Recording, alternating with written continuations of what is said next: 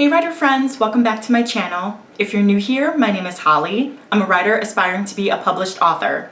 And in today's video, I will be sharing with you how to keep writing during quarantine. We all know how frustrating these times are. Maybe you bounce between acceptance and denial of the stay-at-home situation. Many authors and writers, including myself, have been pushing the writing community to lay low and give yourself grace if you aren't writing during this time. Obviously, there are a lot of changes that are happening and maybe you feel super overwhelmed or you just don't know how you can keep going with the uncertainty of the future. But what if you really want to write? What if you're trying and failing? What if you've already given up on your Camp NaNoWriMo goal, or you've just decided that you're gonna get back into writing once everything gets back to normal? Well, I'm here to tell you that this video is for you. So if you enjoy this content, please give this video a big thumbs up and click subscribe to support my channel and ring that bell so you get notified and don't miss any videos. So about a week ago, I received a week-long email campaign from author Jessica Brody all about pushing through your fears to write during this time of quarantine. In it, she told us to ask ourselves, at the end of all of this, will you be regretting the time that you didn't spend writing? Will you wish that you have used that time more wisely? And you guys, that left me shook. I realized that we do have a choice in all of this. Yes, it's hard, but if you want to write, I want to try to encourage you to push through and accomplish your goals. It helped give me the breakthrough I needed to be more productive than I've been in months. So I'm here to share with you my top 3 tips to crush your writing goals, crush the quarantine, and keep writing. Tip number 1, process your feelings and then move on. It's normal and totally okay to feel anger, grief, stress, anxiety about what's going on. It's necessary and important, and you can't shut off these emotions. Ignoring them or bottling them up will only make things worse. So allow yourself to feel those things. Give yourself time to feel bad about that missed concert, that missed vacation, missed wedding, that school event.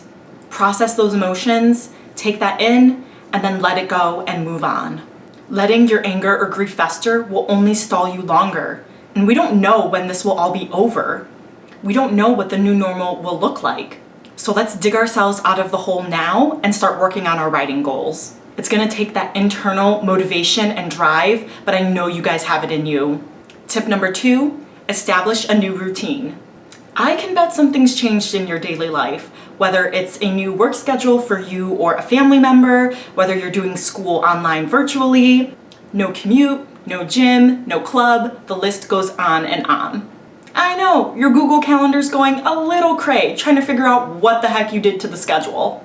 For me personally, I'm working half, almost a fourth of my normal hours at work, and my fiance, his hours have been cut in half and he's been teleworking.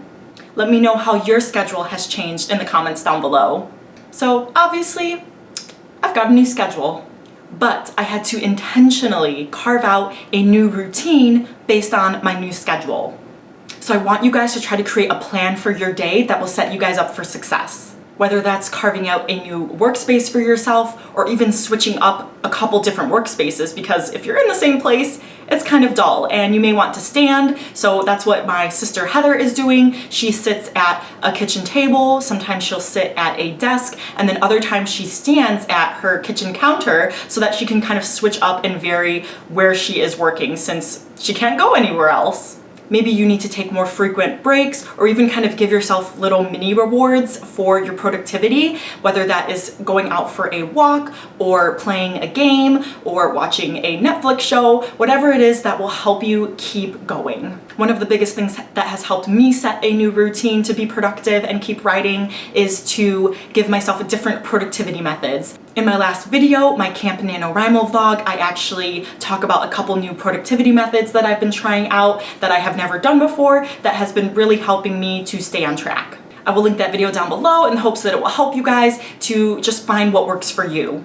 But the biggest thing is that you have to be intentional. Just because you have a new schedule doesn't mean that you have everything figured out. You need to intentionally set your routine to set yourself up for success and crush your goals. And lastly, tip number 3, remember why you started. It can be easy to lose sight of your writing goals with everything happening, but you have to remember why you started writing in the first place, or even why you started writing this particular project. Did you make a New Year's resolution to finally be ready to query by the end of the year?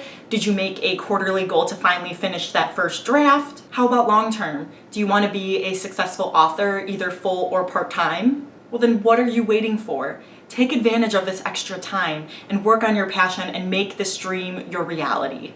It's kind of that old adage, is that what it's called? Or mantra where you say, if not now, then when? So if you're not going to get out of this rut that we don't know how long we're going to be in, when are you going to do it? Think about it. Every published author who is working on their next book, they're still working on their next book because they have to. It's their job. So make this your job too. Another thing that has really reminded me about why I started writing in the first place are my Clifton strengths. I actually did a video about this with my twin sister Heather that I will link down below as well, but that was all about finding your top 5 strengths and really using that to fuel your passions and meet your goals, as opposed to trying to build up the weaknesses that you have. So use those 5 strengths and really channel those in everything that you do. So I forgot what my 5 strengths were, so I went back. And my top 5 strengths were futuristic, consistency, discipline, positivity, and focus.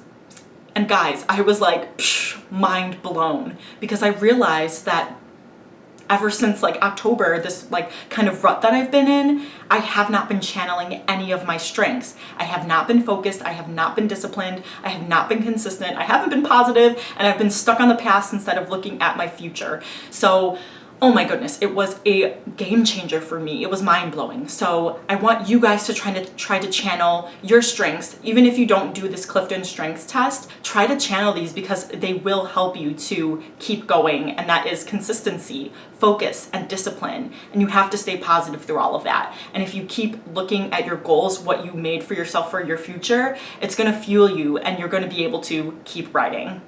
I know it's hard, you guys. Acknowledge that. But then keep beasting and show up so that at the end of this, you can stand proud knowing that something good came out of this situation. All right, you guys, so that's it for this video. Thank you so much for watching. I hope you found these tips helpful. Please let me know in the comments down below any other tips you have that you've been using to keep writing during quarantine.